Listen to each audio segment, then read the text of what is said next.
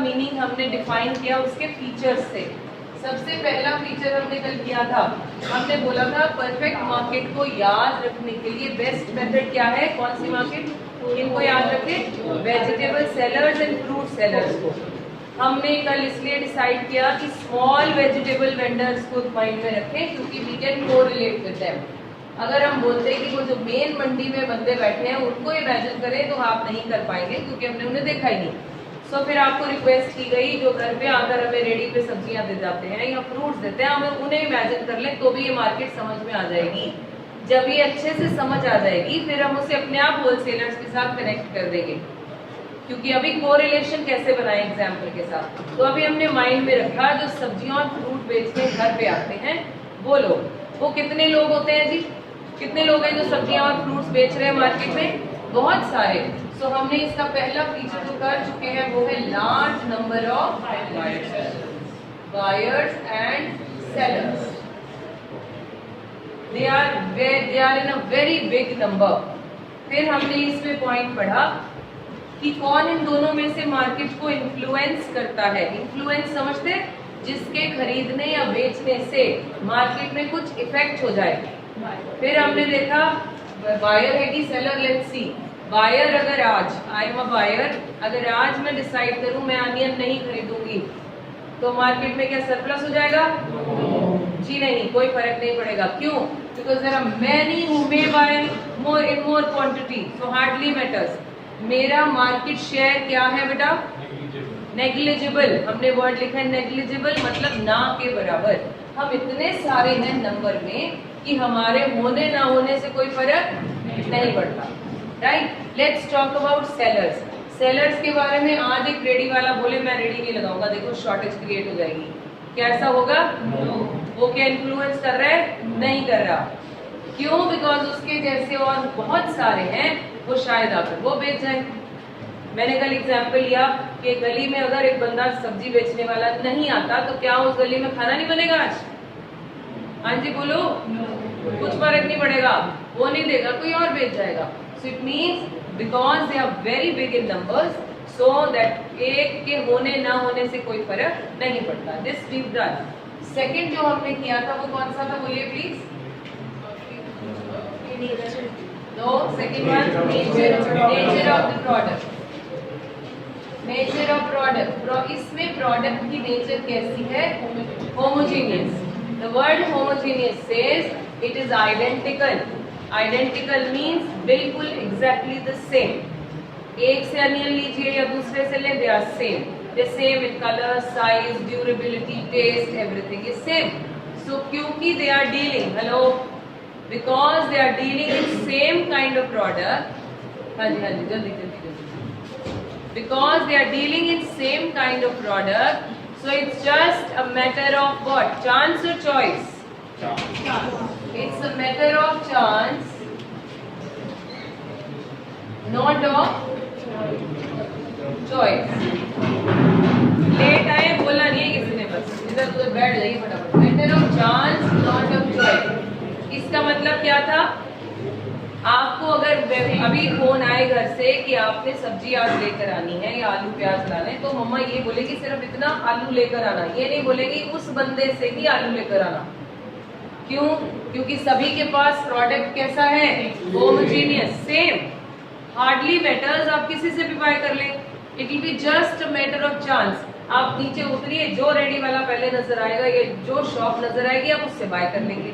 फिर हमने डिसाइड किया कि ये चॉइस वाला मैटर कब होता है? When do we choose and go to that particular showroom or the shop? जब उनके पास कोई डिफरेंट प्रोडक्ट होता है।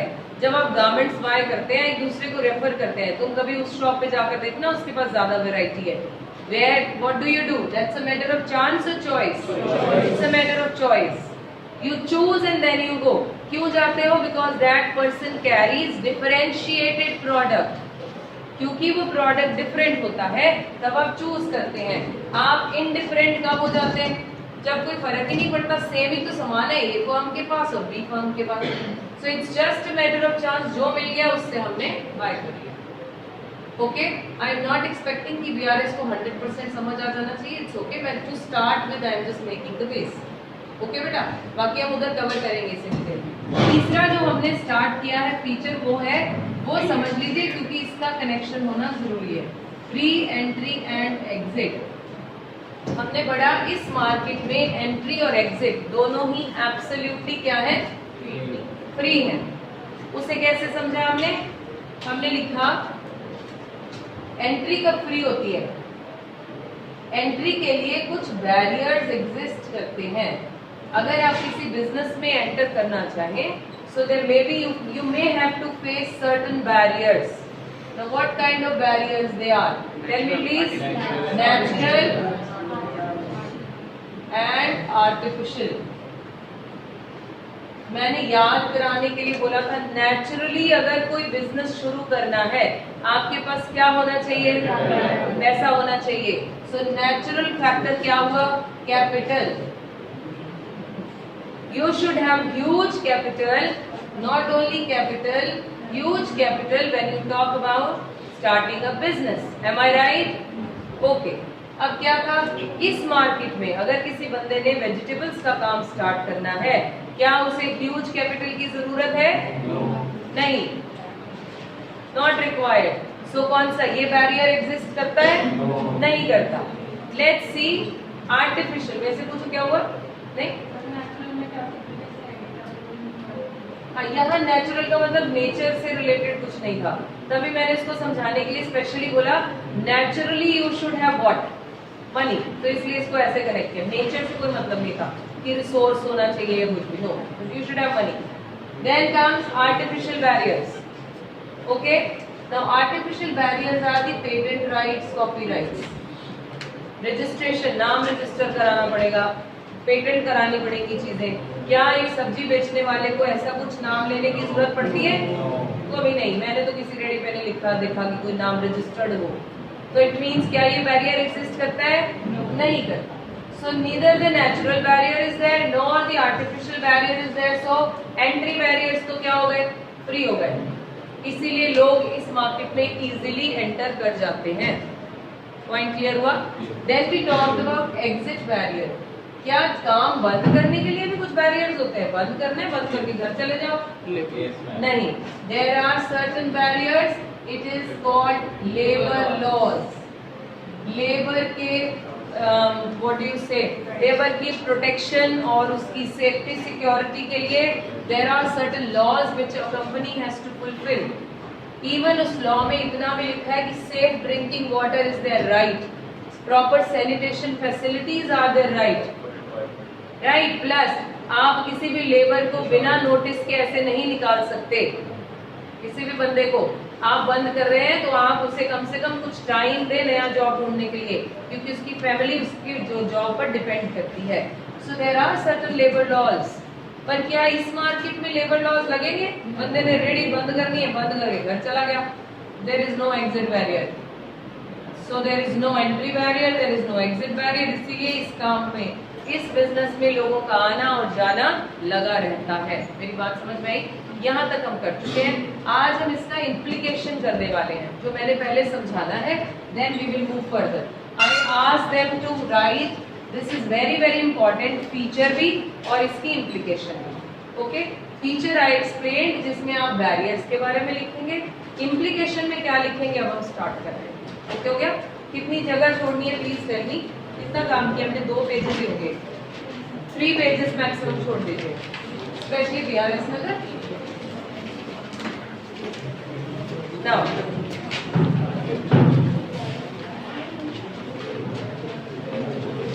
हाँ जी, इसकी इम्प्लीकेशन क्या है? पहले तो वी हैव टू अंडरस्टैंड, बोलना नहीं है जी क्लास में हम। First, we have to understand what do we mean by this word implication. Archit, change your seat. Change your seat. जल्दी, मैंने 2 घंटे के लिए सीट बदलने के लिए नहीं रखा, जल्दी करिए। Quickly shift somewhere else. If you have poor control and you are talking to your friends, please change your seats. Time की कमी, कोई बात नहीं, तो उसको गलत हो गया तो दुख क्यों कर रहा है? सर पीछे कहाँ जा रहे हैं? जिंदगी में आगे आते हैं, आगे बढ़ो। यहाँ बैठो।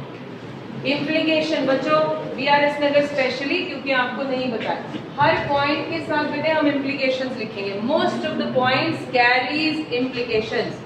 Now what do we mean by implication? क्या था? What does it implies? Outcome, significance कह सकते हैं। इस पॉइंट के होने की वजह से क्या हो सकता है? पेपर में ज्यादातर आपको इम्प्लीकेशंस ही टेस्ट होती है। अब इसकी इम्प्लीकेशन ध्यान से समझ लीजिए क्योंकि इम्पोर्टेंट है और पेपर में, सितंबर पेपर में तो पक्का होगी। इसमें अब आपको जो कनेक्ट करना है वो कैसे याद रखनी है? आप सबसे पहली चीज ये याद रखेंगे कि हम बिजनेस में एंटर करते ही क्यों हैं। कौन से बिजनेस में एंटर करते हैं जहां पर प्रॉफिट ज्यादा या कम? ज्यादा। एक और चीज, सबसे पहली लाइन हम इसकी इम्प्लीकेशन में लिखते हैं कि इस बिजनेस में लॉन्ग रन में they earn only normal profit. इस बिजनेस में जो जिसकी हम बात कर रहे हैं परफेक्ट कंपटीशन में, they earn only normal profit. वैसे तो एक कॉमन सेंस लगाएं, there are many who are selling the product, many. जितने ज्यादा सेलर्स होंगे उतनी कंपटीशन ज्यादा होगा, उतना प्राइस क्या होगा? इक्वल होगा कि कम होगा? The more the supply laser will be the price, तो प्रॉफिट भी कम ही होंगे। वैसे जनरल कॉमन सेंस लगाएं, पर हमें इसे प्रूव करना पड़ेगा, कॉमन सेंस की कोई जगह नहीं है ना यहाँ। सो हमने लिखना सबसे पहली लाइन में कि लॉन्ग रन में ऐसी मार्केट में इनको सिर्फ नॉर्मल प्रॉफिट मिलता है। लेट्स प्रूव कैसे। नाउ सी, अगर इनको कहीं सुपर नॉर्मल प्रॉफिट मिल रहा होता, ओके हम प्रूव कर रहे हैं, अगर इन्हें कहीं सुपर नॉर्मल प्रॉफिट मिल रहा होता, इस प्रॉफिट को देखकर कुछ लोग एंटर कर जाते, क्योंकि एंट्री क्या है? कोई बैरियर नहीं है। So people will enter, because people will enter. Anuj shift quickly, आगे आ जाओ, यहाँ एक बीच में जगह खाली, अच्छे पर जल्दी से। हाँ जी, because super normal profit is high से हमने लेट किया, if they are earning super normal profit, so new people will enter by looking at the super normal profit. अब हम एंटर कर जाते हैं तो हम भी क्या करेंगे? सप्लाई करने लगेंगे। अब हम यहाँ वो रूल लगाएंगे जी, सप्लाई का प्राइस से रिलेशन।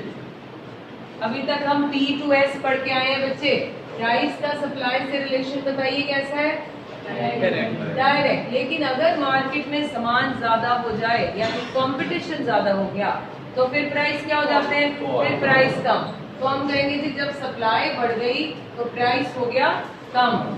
जब प्राइस कम हो गया तो इसी प्राइस में तो प्रॉफिट था, इसी प्राइस में प्रॉफिट था, तो प्रॉफिट भी हो गया कम। Where we reached to normal profit. Am I clear? I am explaining this again.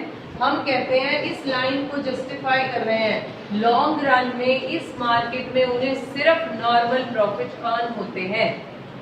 Why? Because if they are earning supernormal profit in this market, so many people will be motivated to come to this market, right? जब वो आ जाएंगे तो वो भी supply करने लगेंगे, supply increase हो जाएगी। जब सप्लाई बढ़ गई, इट मीन्स कंपटीशन बढ़ गया।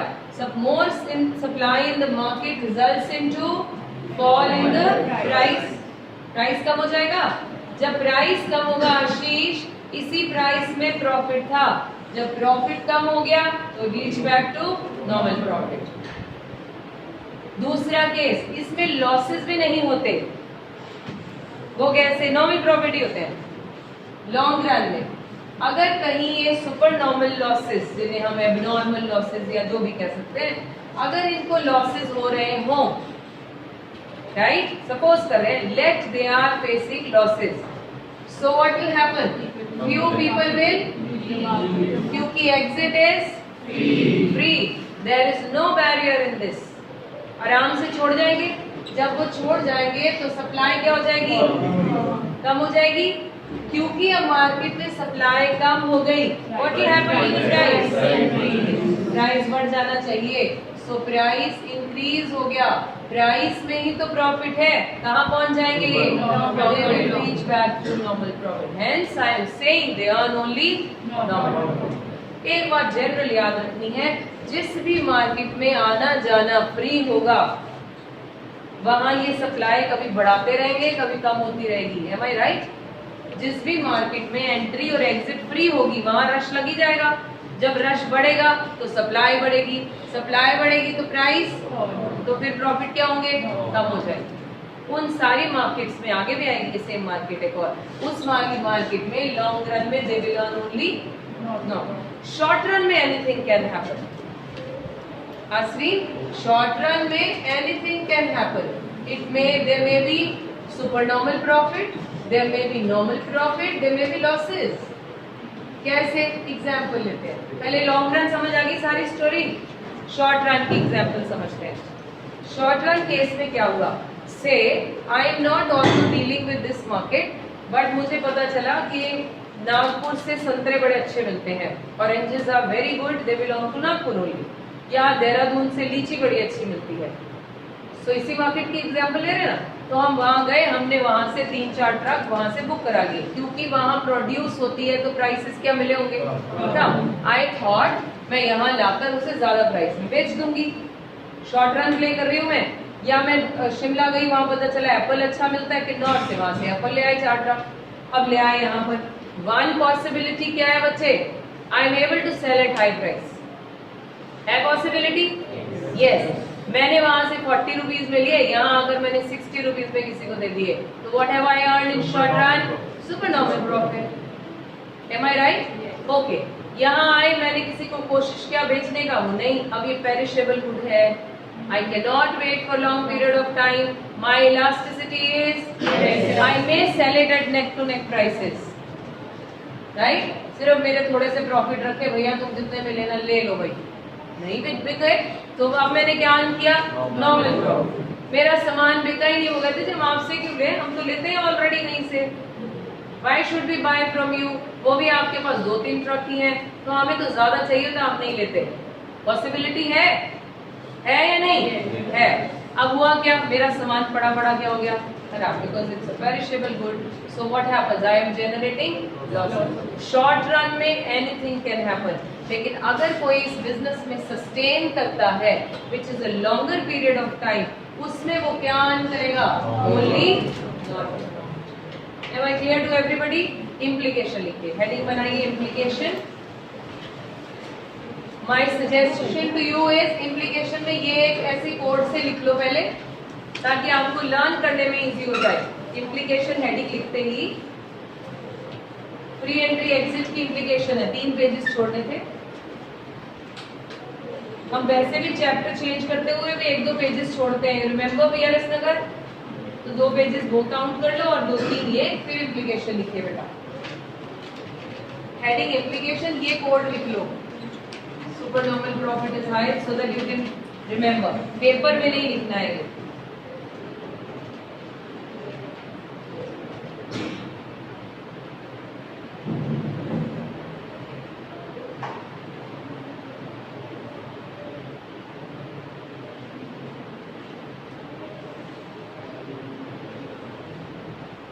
लिखा गया? Okay, write down. Feature of free entry exit,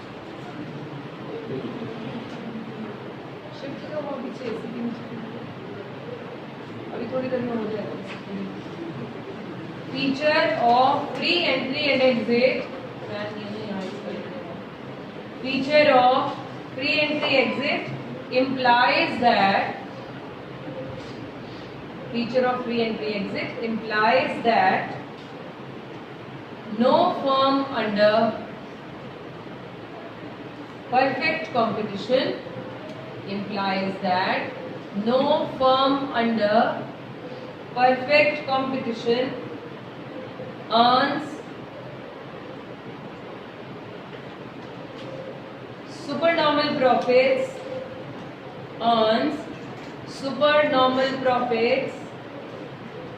or incurs losses in long run. Earns supernormal profits or incurs losses, incurs, I-N-C-U-R-S, it should be double R-S. Incurs supernormal, what have we written? Incurs losses in the long run. Change the paragraph. If a firm earns supernormal profit,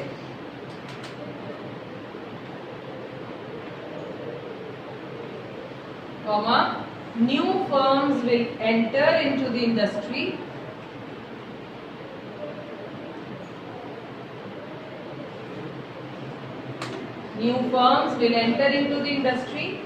as a result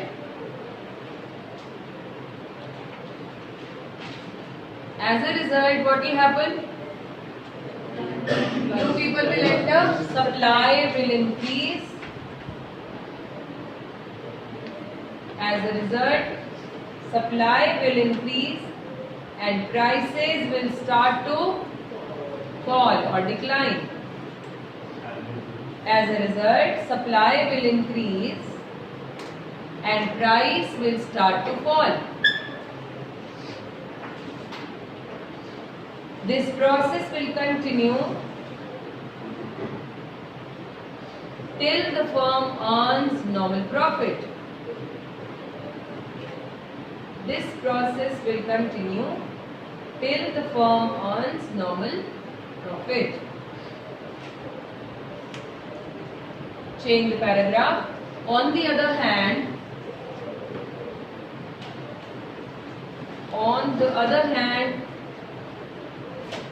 if a firm incurs losses,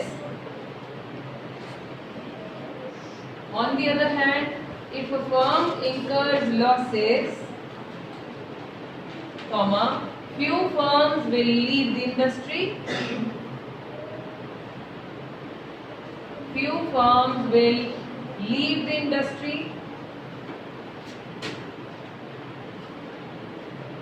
to which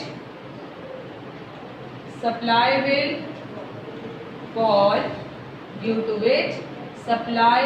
fall. And prices will increase.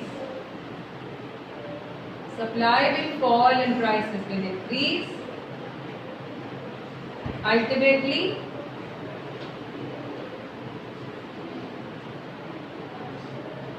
firm will reach to normal profit.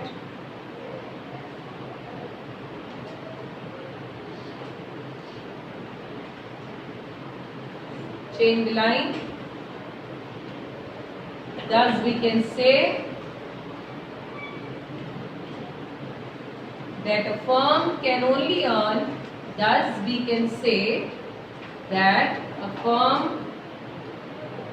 only earn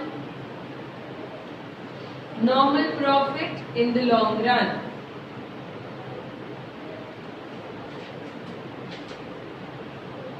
Underline normal profit in the long run. It may earn supernormal profits, normal profits, or losses in the short run. It may earn supernormal profit, normal profit, or losses in the short run.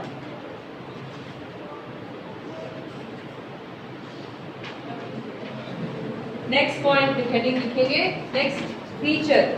Fourth feature is selling cost.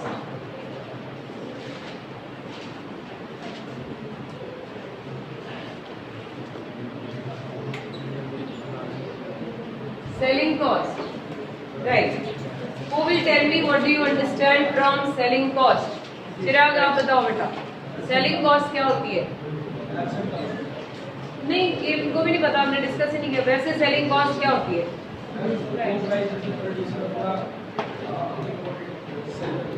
Okay, selling price is, selling cost पूछ रहे हैं हम. सो क्या ये वो है जिस पर प्रोड्यूसर अपना सामान बेचता है, दैट प्राइस? नहीं. Krishna, you try.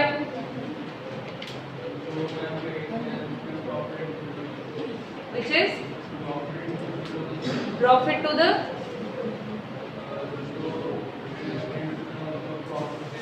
जो एंटरप्रेन्योर का प्रॉफिट है उससे हम सेलिंग कॉस्ट कह रहे हैं. शायद नहीं। और कोई प्रणव ट्राई नहीं पता? रीड सेलिंग कॉस्ट पता है? हाँ जी आप बताओ। हम शायद जो वो कॉस्ट हम जब सेल पर जो लगाते हैं, सपोज हम कोई शॉप रेंट पे है, हाँ। तो जो रेंट है वो सेल। ओके, जो हम सेल करते हुए लगाते हैं, ये भी परसेप्शन आई है कि जैसे हमने एक शॉप रेंट पे ली, rent is the cost. Actually हम पता है क्या कर रहे हैं, हम वैसे ज्यादातर जो हमें करना चाहिए, अब शिफ्ट हो जाइए फटाफट। हाँ बस ठीक है, याद रखना। सेलिंग कॉस्ट, सेलिंग कॉस्ट हम शायद नाम पे जा रहे हैं, है ना, बट इसका नाम से लेना देना नहीं। ज्यादातर आपको ये करना चाहिए, by name you can get to know that what is it. Okay, कौन बताएगा? आस्था। सेलिंग कॉस्ट आपको भी ये लग रहा है रेंट है। एक्चुअली सेलिंग कॉस्ट क्या है? To sell your product when you spend some money to motivate or to promote your product. It means I am trying to say money spent on advertisement, promotional campaigns is basically called selling cost. ठीक है, ठीक समझ में आया Piyush? Selling cost क्या है मुझे बताओ, अब डूबे हुए। Selling cost is the money which is spent on to promote your product in the market. So Khan hire कर लिए, करीना कपूर हायर कर ली, ये सब सेलिंग कॉस्ट के पार्ट हैं, राइट। अब इस मार्केट में आते हैं, क्या इस मार्केट में सेलिंग कॉस्ट होती है? नहीं होती। मैंने तो किसी को आलू प्याज की ऐड करते हुए नहीं देखा। सो किसी को देखा भी नहीं कि रामलाल जी पेम्फलेट बंटवा रहे हैं, सब्जियां मेरे से लें। सो सच ऐसी कोई सेलिंग कॉस्ट होती है इस मार्केट में? नहीं। सो हम लिखेंगे इसके आगे कर दो नो सेलिंग कॉस्ट, छोटा सा ऊपर लिखो नो सेलिंग कॉस्ट। आंसर लिखिए, selling cost is the expenditure, selling cost is the expenditure incurred to increase, is the expenditure incurred to increase the sale of the product, incurred to increase the sale of the product, like advertisement cost,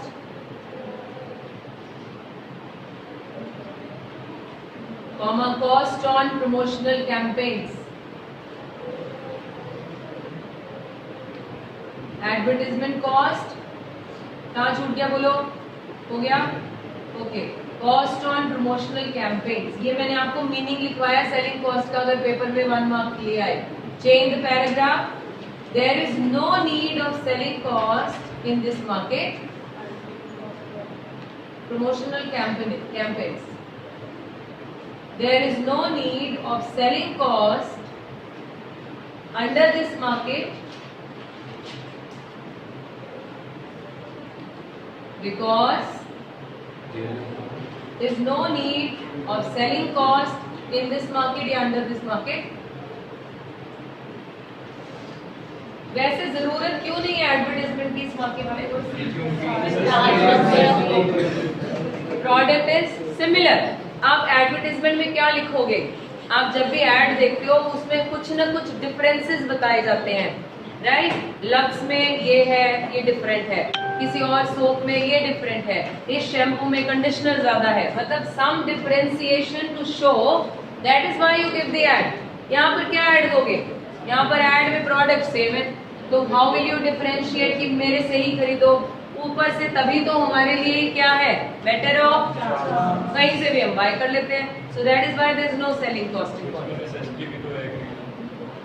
हाँ, need भी is another reason, a big reason. Need है, आप दो नहीं दो, लोगों ने तो खरीदना ही है।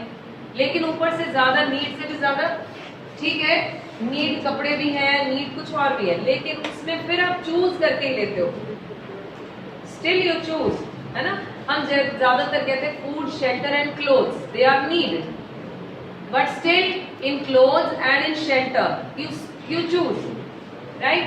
सो यहाँ पर हमारे पास क्या हुआ, इसमें तो कुछ चूज करने वाला भी नहीं है, भाई इससे लो या इससे लो, they both are identical, that is why there is no need.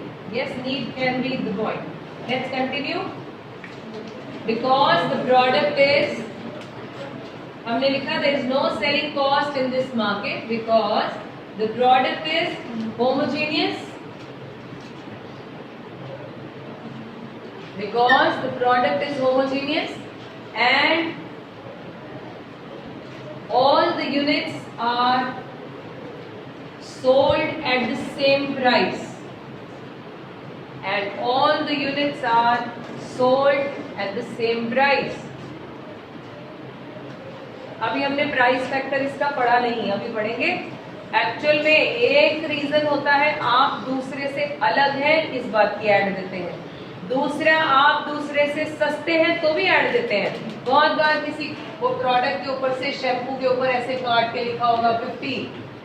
This is the attraction to show that भाई हम हमारा प्रोडक्ट क्या हो गया, सस्ता, सो यू मे बाय। लेकिन इस केस में प्राइस भी क्या रहता है, सेम रहता है। ये वो मार्केट है, वो क्यों सेम रहता है वो अभी तक हमने किया नहीं। रेवेन्यू मार्केट में याद हमने याद क्या रखा था इस मार्केट में, प्राइस रिमेन्स, प्राइस सेम है, you may sell any quantity, remember. Okay, let's continue. इसका इम्प्लीकेशन नहीं है। सो नेक्स्ट हेडिंग बनाइए, degree of control over prices. अब प्राइस डिस्कशन करेंगे। Degree of control over prices, degree of control over prices.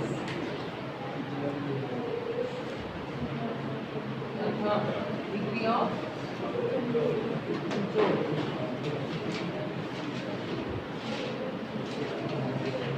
What do I mean by degree of control? Who will tell me? Shamita, degree of control क्या मतलब हुआ बेटा?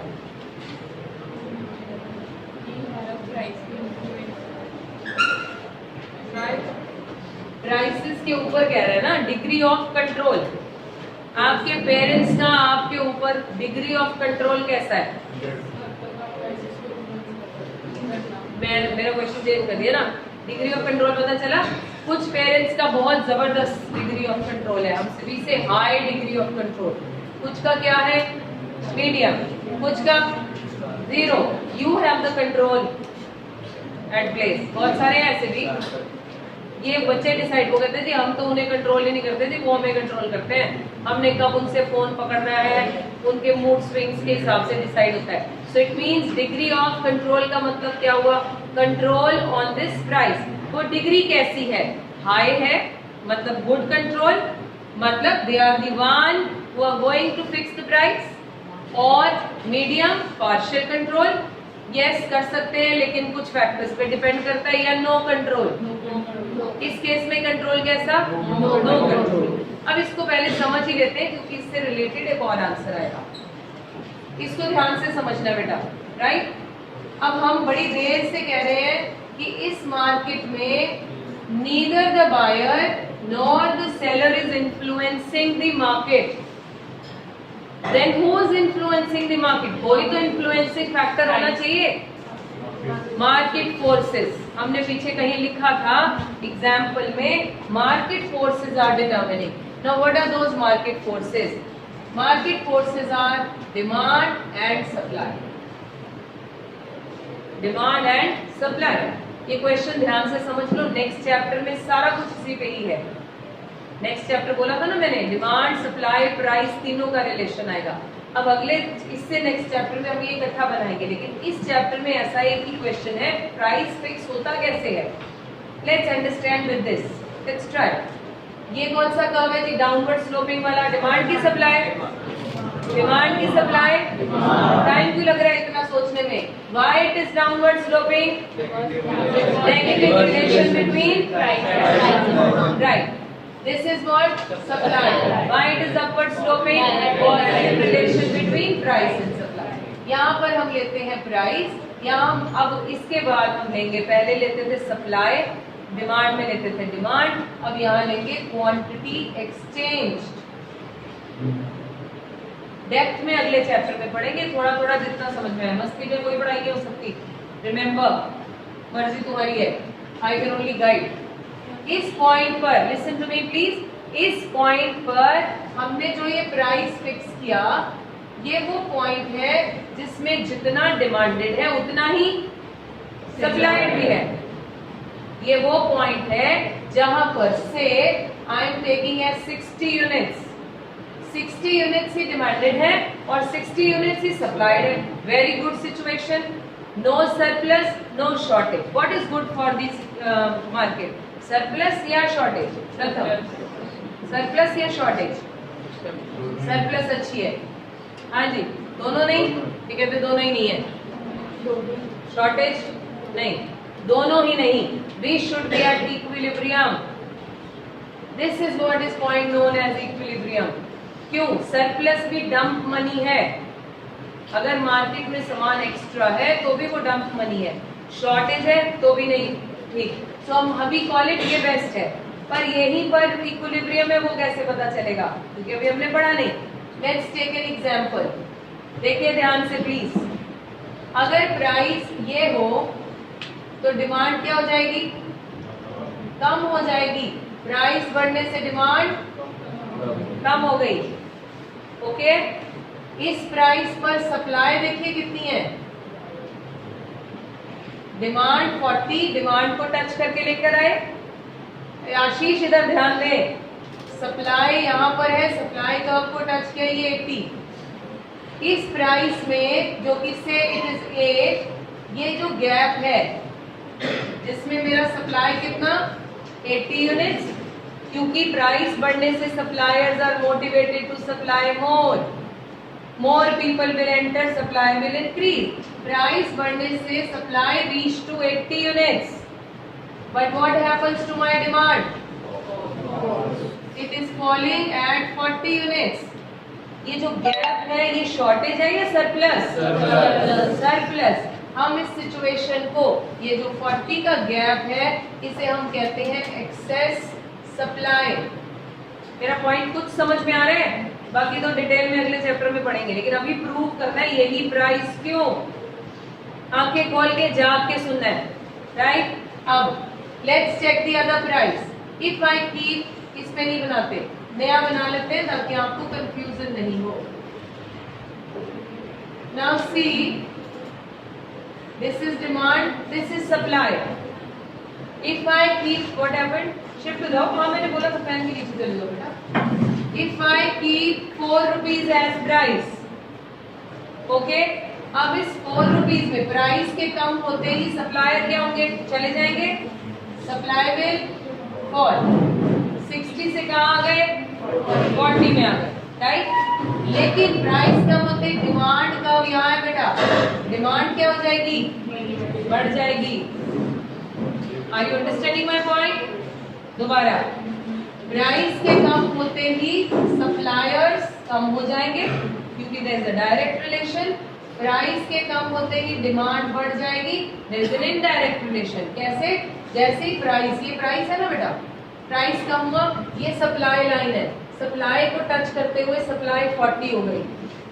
Supplier चले गए price कम होते ही. Okay, फिर आया डिमांड. डिमांड क्या हो गई? डिमांड ज्यादा हो गई क्योंकि लोगों को सस्ता सामान ज्यादा चाहिए. 80. अब इस सिचुएशन को क्या कहोगे?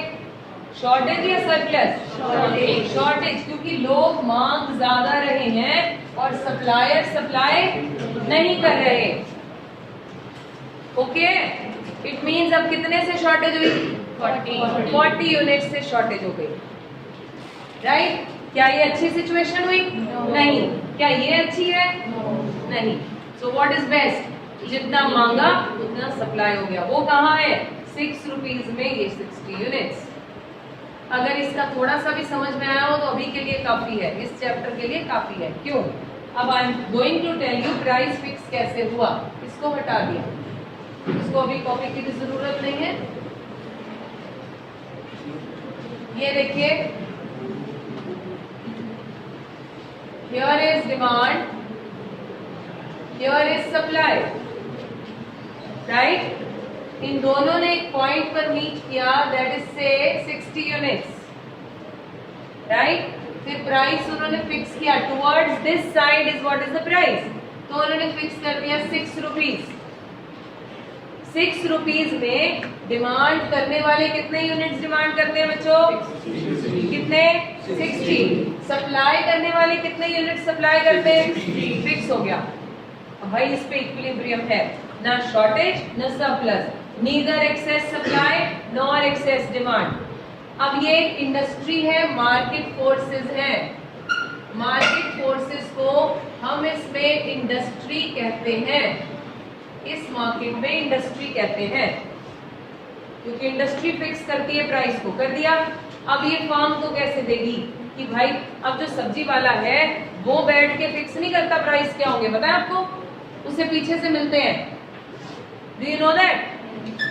हमने अभी बोला था प्राइस रिमेन सेम, पिछले में लिखा था it remain same. How it is same, let's understand. अब ये क्या करेंगे, ये जो प्राइस फिक्स हुआ इसे ये आगे पास कर देंगे to the firm to sell at this price.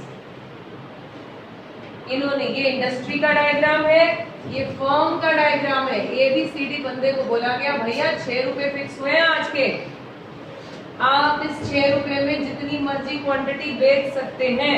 ये याद आया, डायग्राम देखा हुआ है। इसे हम PAR कर्व भी कहते हैं। Are you understanding? श्योर? अब हम वहां लिखेंगे कैसे, degree of control over price. क्या बायर का कंट्रोल है प्राइस पे इसमें? नहीं, हम तो प्राइस टेकर्स हैं। हम अपने आप को हर मार्केट में टेकर ही रहेंगे। हमसे कोई पूछने नहीं आता आप किस प्राइस पर लेना पसंद करेंगे। कोई पूछने आता है? कोई इंडस्ट्री नहीं आती, neither perfect nor imperfect. So buyer is always on the recipient side. Recipient समझते हैं Pranav? Taker. We are only the price takers. आप जो भी फिक्स करें हम तो लेके बैठ जाते हैं, हम उतने में खरीदते हैं, हमारी तो मजबूरी है, we have to buy, whether it's a need or जैसे भी, or we have choices now. Let's see, sellers के पास कंट्रोल है क्या? क्या यहाँ सेलर थे? No, कोई सेलर का कंट्रोल नहीं है, वो नहीं फिक्स करता मार्केट में प्राइसेस क्या होंगे। In case of vegetables and fruits और ग्रेन मार्केट, ओके। सो कौन करता है जी? फिर बोले कंट्रोल किसके पास है? ना बायर ना सेलर, कौन है? Market forces. Market forces determines the price and the same price will be given to whom? To the firm. Now this is going to be constant. This price is going to be constant. At this price you may sell any quantity. Am I clear to everyone? Are you sure? Let's write down, थोड़ा और clarity आएगी। लिखिए, buyers have no control. Buyers have no control over price. Buyers have no control over price because they are the price takers.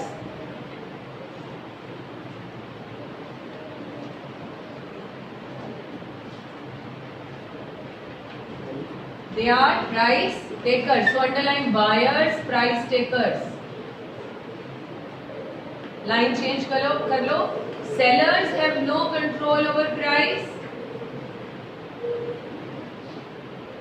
Sellers have no control over price because price is determined bye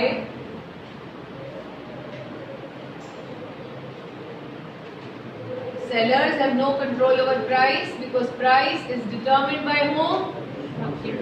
By market forces. That is, कौन है market forces? That is demand and supply.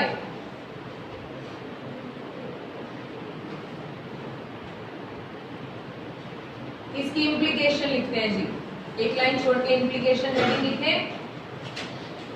Implication पहले पूरी लिख लीजिए, then I'll explain. A uniform price prevails in the market.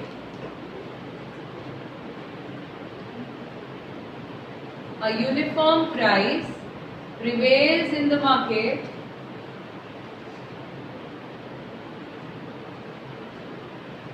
full stop, full stop. Each firm has an equal access. Each firm has an equal access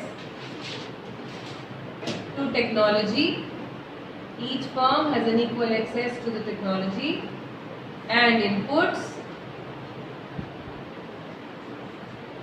because of which because of which cost structure will also be the same, because of which cost structure will also be the same, and ultimately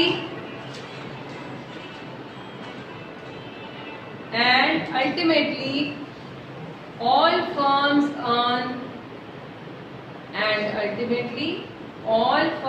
earn which profit? Normal profits.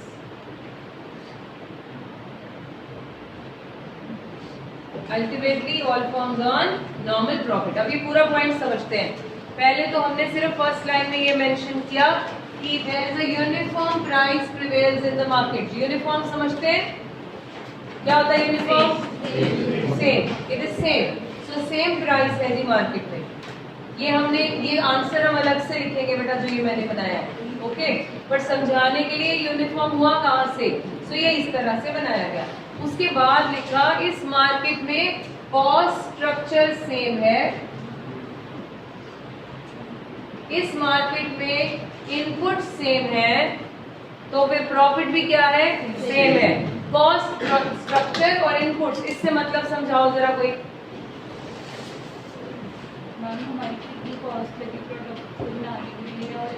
इसमें तो हमने नहीं बनाई है, तो हमें पीछे से मिला, फार्मर ने दिया. Cost structure to sell the product में भी, राइट.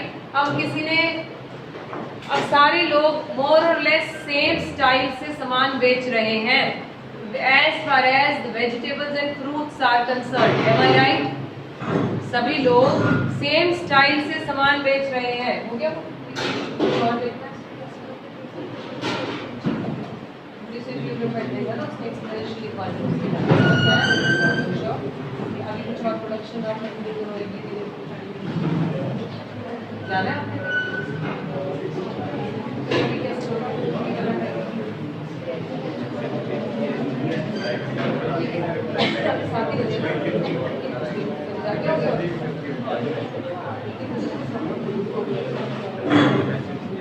हाँ जी. Now we are saying, hello everybody, cost structure is the same. Now what am I trying to explain? Cost structure का मतलब बेचने का तरीका है ना. अब सपोजिंगली ये वो मार्केट है जहां पर, बेटे पीछे का डोर बंद कीजिए. कॉस्ट स्ट्रक्चर, बेचने का तरीका. अब सभी लोग, अगर हम रेडी वालों की डिस्कशन कर रहे हैं, सभी लोग रेडी पे बेच रहे हैं. अब कोई ऐसा रेडी वाला जिसने एसी लगा दिया हो, बड़ी बड़ी लाइटें लगा के बेच रहा हो, उसके कॉस्ट ज्यादा बढ़ गई हो, होता है ऐसे. दे आर मोर और less selling at the same style with the same structure. उनका खर्चा भी क्या होता होगा? सेम. एक्चुअली ये जो कॉस्ट है ये हमारे प्रॉफिट को कम या ज्यादा करती है. किसी का शोरूम बहुत हाईली डेकोरेटेड है, ठीक है, विद ऑल अमेनिटीज, और किसी के शोरूम में शायद थोड़ी सी सामान कम लगाया है, और उसका कॉस्ट क्या है? हम बोलते हैं जब हम मॉल से कोई चीज लेते हैं वो महंगी मिलती है rather than a street vendor. Am I right? क्या चीज है जो उसे महंगा बना देता है? It is the cost by which they are selling. Online you get something, many products cheap. क्यों? क्योंकि उन्होंने शोरूम की कॉस्ट नहीं मेंटेन की. Are you understanding my point? क्योंकि उन्होंने शोरूम की कोई कॉस्ट मेंटेन नहीं की. Even if you buy books online they are on very very subsidised rate. कैसे? क्योंकि कोई शोरूम नहीं, कोई एसी नहीं, कोई बंदा नहीं रखा जो निकाल के देगा. आप ऑर्डर करेंगे तो उन्होंने वहां से उठवा के आपको बचा देनी है. सो इट मीन्स वहां पर कॉस्ट स्ट्रक्चर मैटर करता है. लेकिन इस केस में, इस मार्केट में कॉस्ट स्ट्रक्चर कैसा है बच्चों? सेम है. सबका बेचने का तरीका क्या है? सेम. फिर ऊपर से इनका रॉ मटेरियल जो मिलता है, जैसे हमने बोला एक रेडी वाला जिस मंडी से आलू प्याज उठाता है वो उसका रॉ मटेरियल है ना, वो कितने का होता होगा? वो भी सेम है. अब क्योंकि रॉ मटेरियल भी सेम रेट पे मिल रहा है, बेचने का तरीका भी सेम है और कॉस्ट सेम है, तो प्रॉफिट भी क्या होंगे? Same. Are you understanding my point? Are you sure? Okay, let's move further. Next point लिखिए, perfect knowledge. 6th heading, perfect. आप जाके आओगे? इधर ही बैठो, इधर ही बैठो. परफेक्ट नॉलेज कुछ और रहता है तो आप कर लीजिए।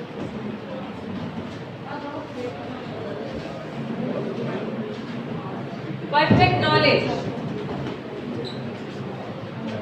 हाँ जी, इसमें किसको नॉलेज है? परफेक्ट नॉलेज है। बायर को मार्केट के बारे में पता है या सेलर को पता है? किसी को भी, दोनों को पता है, किसी को भी क्यों नहीं? सुनिए अब कैसे। नॉलेज किस बारे में? Okay, one about the prices, second about the product. आप जब कोई सामान खरीदने जाते हैं आपको क्या होना चाहिए? प्रोडक्ट के बारे में थोड़ा बहुत पता होना चाहिए। दूसरा, प्राइसेस के बारे में नॉलेज होनी चाहिए। Then you are called a good buyer. मेरी बात आ रही समझ में? तो हम बहुत सारे लोगों कहते हैं इनको शॉपिंग बड़े अच्छे से आती है। क्यों? Because they are aware about the product and aware about the prices. Many a times we feel cheated कि हमें उन्होंने लूट लिया बिकॉज हमें प्राइसेस पता नहीं थे, इतने ज्यादा प्राइसेस चार्ज कर लिए। क्यों? Because we were not having the knowledge, right. अब इस मार्केट में हमने लिखा परफेक्ट नॉलेज है आपको। जैसे अगर आपने आज शाम को या आपके पेरेंट्स ने शाम को मंडी में से सब्जी लानी है, मैंने उस दिन भी एग्जाम्पल पूछा था, जब सब्जी लानी है तो क्या वो घर से गूगल करके जाएंगे कि भाई आलू कितने के और प्याज कितने के? नहीं। कोई बहुत बड़ी स्टडी करके जाएंगे? नहीं। फिर क्या करेंगे? क्या करेंगे? मार्केट जाएंगे, वहां मंडी में पहुंच गए, 2-4 बंदों से पूछेंगे और पता चल जाएगा आज का प्राइस क्या है। हो गई knowledge about price. Am I clear? So it means buyer also has knowledge about the prices. कैसे पता चला? क्योंकि उसे भी पता है प्राइस किसने फिक्स किए? मार्केट फोर्सेस ने, इंडस्ट्री ने, और इनको दे दिए। इनको दे दिए तो प्राइस सबके पास मोर और लेस सेम ही होंगे। तो हम वहां मंडी पहुंच के 2 लोगों से 3 लोगों से पूछेंगे, वील गेट टू नो आज के प्राइसेस कितने हैं। बायर्स का नॉलेज। नाउ इस केस में let's talk about the product. क्या हमें प्रोडक्ट की नॉलेज है? सब्जी कैसी दिखनी चाहिए? टमाटर लाल ही होना चाहिए, अनियन ऐसा ही होना चाहिए। Yes we have that. हमें नॉलेज कहीं कहाँ नहीं है? बताइए, क्या आप जानते हैं आपके शैम्पू में क्या है?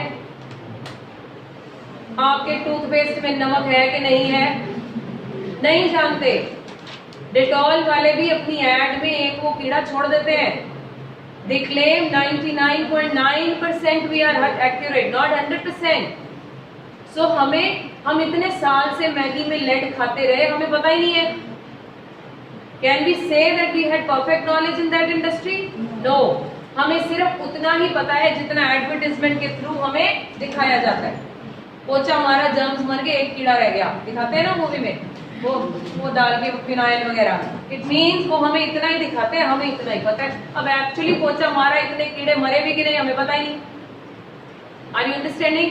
लेकिन इस मार्केट में तो हमें पता है प्रोडक्ट कैसा होना चाहिए।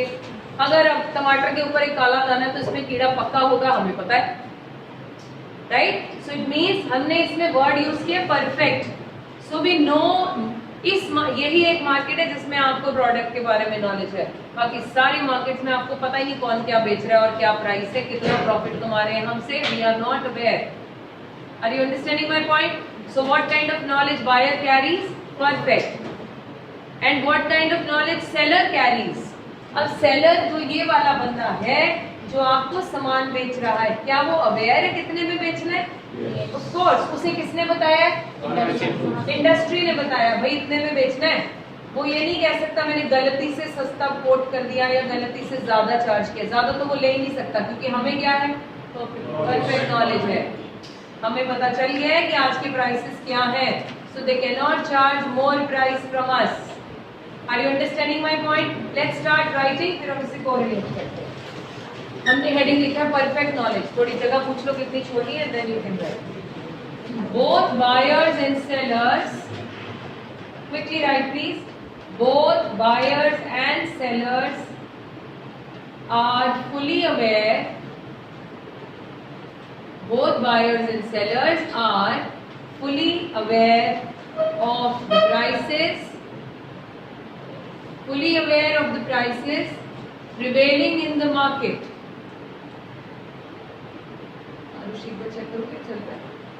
Prevailing in the market.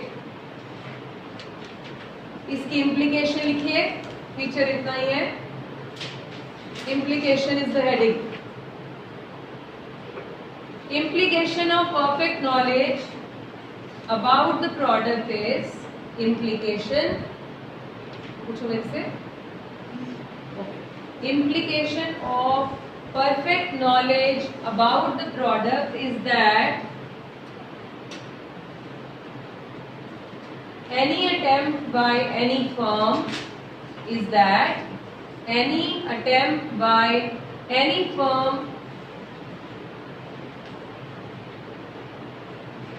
सृष्टि कहाँ छूट गया बेटे, बोलो। Any attempt by any firm to charge a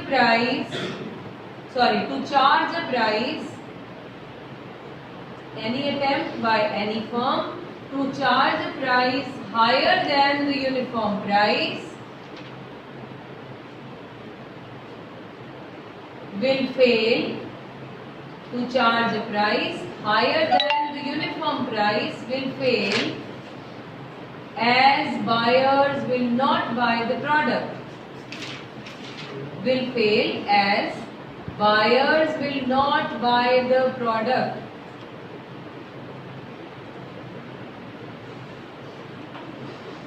Change the line. The seller do not charge lower price. The seller do not charge the lower price due to ignorance.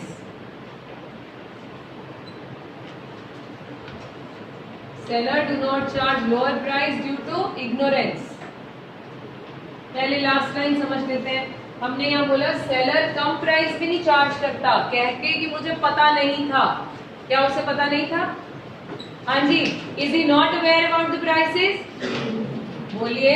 He is. ये कहाँ से पता चला था उसको? Market forces से। सो he can not से मैंने कम प्राइस गलती से ले लिए, नहीं हो सकता। क्या वो ज्यादा प्राइस हमसे ले सकता है? ऊपर लिखा है अगर वो ट्राई करेगा he'll fetch no customers, क्योंकि हमें क्या है? नॉलेज है। क्योंकि buyers know about the prices, इसलिए कोई भी सेलर हमसे ज्यादा प्राइस चार्ज नहीं कर सकता। ऊपर की लाइन पढ़ के देखो, समझ में आ रही है? Implication of perfect knowledge about the product is that any attempt by any firm to charge a higher price, higher than which price? The uniform price। 6 fix हुआ और वो हमसे 8 चार्ज करने की कोशिश कर रहा है। Will he fetch consumers? He will not, क्योंकि buyer will not buy। जब मुझे पता है मार्केट में प्राइस 6 है, why would I pay 8 rupees? I'll not buy from him। मेरा पॉइंट समझ में आया? आया? yes to no? yes। यक्षित समझ में आया क्या बोल रहे हैं हम? जो मैंने पूछ लिया वो नहीं आया, पिछला समझाओ जरा। Selling cost, what is the selling cost यक्षित? 6 स्ट्रेट बच्चा, पीठ दुख जाएगी। हाँ जी, सेलिंग कॉस्ट समझाओ क्या? हाँ तो वो क्या है? हाँ थोड़ी कॉस्ट है। टू हायर, क्यों हायर के? Advertisement cost. यहाँ ये बेचना, अपना प्रोडक्ट ज्यादा बेचना है। क्या इस मार्केट में सेलिंग कॉस्ट थी? नहीं थी। पक्का? क्यों नहीं थी? पर क्यों नहीं ऐड देते? ये इनका सामान ज्यादा बिकेगा। हमारा मानना है ऐड देने से सामान ज्यादा। सब्जियों के लिए क्यों नहीं देते? क्या होती है? क्या हमने उसमें लिखा है ये नेसेसिटी इसलिए ऐड नहीं? मैंने ये तो पूछा ब्रांडिंग क्यों नहीं कर रहे हम? मैं तो नहीं चाहिए। हमने उसमें कुछ वर्ड्स लिखे हैं स्पेशली। देखो, जाग के पढ़ो बेटा, यक्षित कोई फायदा नहीं। इतनी दूर से आपने पढ़ने क्या फायदा अगर सुना ही नहीं।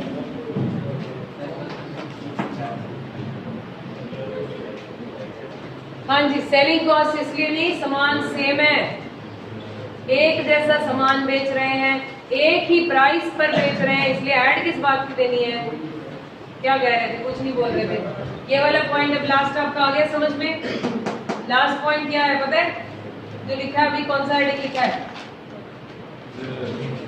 परफेक्ट नॉलेज बायर्स और सेलर्स दोनों को नॉलेज होती है मार्केट में कितने प्राइस फिक्स हुए हैं। बायर को कैसे होती है, जब मार्केट में पहुंचता है 2 लोगों से पूछ लेता है। सेलर को कैसे पता चलती है, जब वो मार्केट जाता है उसे पता चल जाता है जी डिमांड मार्केट फोर्सेस ने आज 6 रुपए फिक्स करे हैं आलू के, तो 6 में ही बेचने हैं। अब उसे जब पता है 6 में बेचने हैं तो वो क्या सस्ता बेचेगा, नहीं, महंगा बेचने की कोशिश कर सकता था, लेकिन यहाँ फेल हो जाएगा क्योंकि इस केस में बायर को भी प्राइसेस पता है।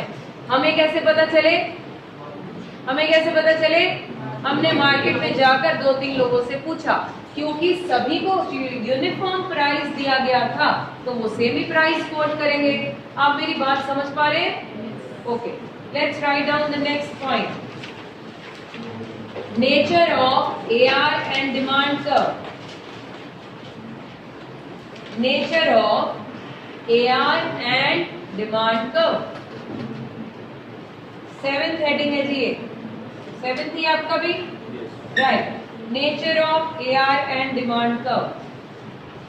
अब इस मार्केट में डिमांड कर्व की शक्ल कैसी होगी, perfect competitive market, elasticity of demand में डायग्राम कैसा था, इलास्टिसिटी ऑफ डिमांड में परफेक्ट कॉम्पिटिटिव मार्केट का डायग्राम कैसा था,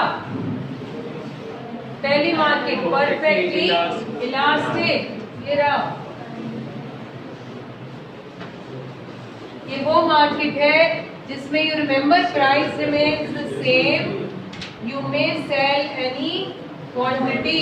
अगर आप इलास्टिसिटी ऑफ डिमांड चैप्टर खोल के ये डायग्राम देखेंगे, उसमें लिखा है होलसेल, वेजिटेबल्स, फ्रूट और grain market, you remember now, okay. So ये इसका डिमांड कर्व है, this is demand curve. Now let's talk about, अगर आप अपनी बातें कर रहे हैं नहीं आ सकता समझ, let's talk about AR curve.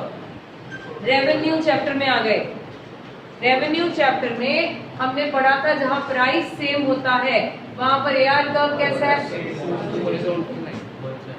Parallel to axis, remember, क्योंकि प्राइस सेम, प्राइस ही तो AR है, so if price is same, AR is same. Are you able to correlate? Actually now we are trying to combine almost all the chapters. Demand से ये लिया, supply से ये लिया, AR से ये लिया, डिमांड से ये ले लिया, ऑलमोस्ट एवरीथिंग, ओके। सो अब हम पूछ क्या रहे हैं, AR और डिमांड कर्व की शक्ल कैसी है, ये दोनों की तो एक ही जैसी दिख रही है, एक जैसी है, okay. So this is demand curve, ये ही AR कर्व भी है। यू रिमेंबर हमने एक दिन डिस्कशन भी किया था, डिमांड एंड रेवेन्यू दोनों का बिहेवियर सेम है। कैसे एग्जाम्पल दिया था मैंने, से मैंने 10 रुपए के हिसाब से 10 पैकेट चिप्स खरीदे, मैंने खरीदे, हु एम आई, बायर और seller, I am a buyer, मेरे कितने पैसे लगे, आई स्पेंड ₹100, ओके।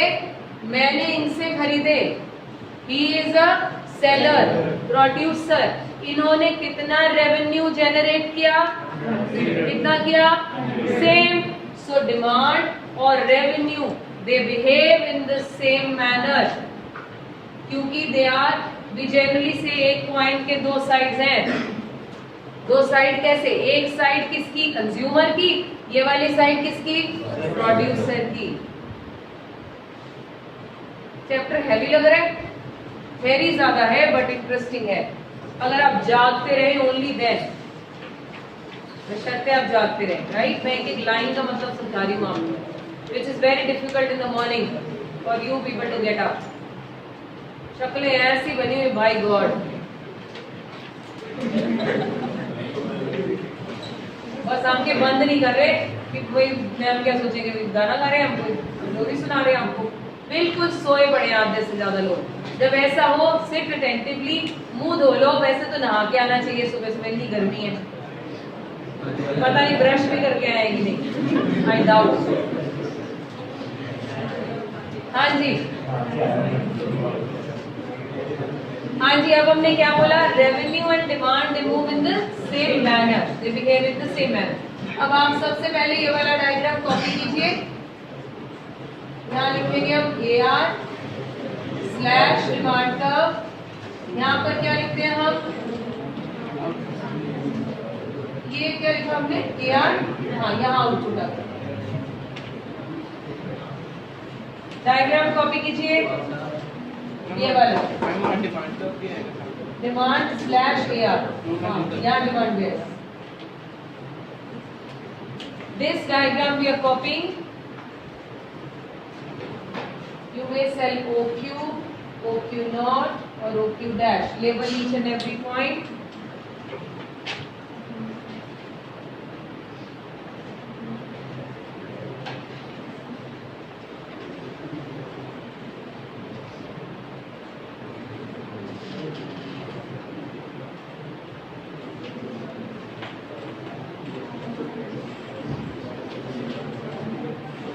हो गया? तो 8 बजे क्लास सब घर जाना वापस आएगा? पास में ही है तो जाओ, लो खाना खाओ।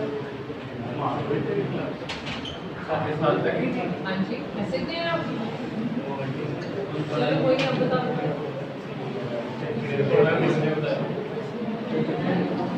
परफेक्ट नॉलेज होनी चाहिए इस मार्केट में। हाँ जी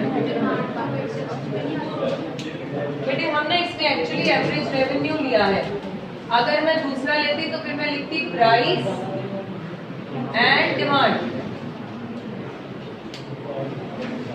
रिमेंबर प्राइस एंड डिमांड ऐसे लिखते थे, अब ऐसे लिख लो, बेटर है।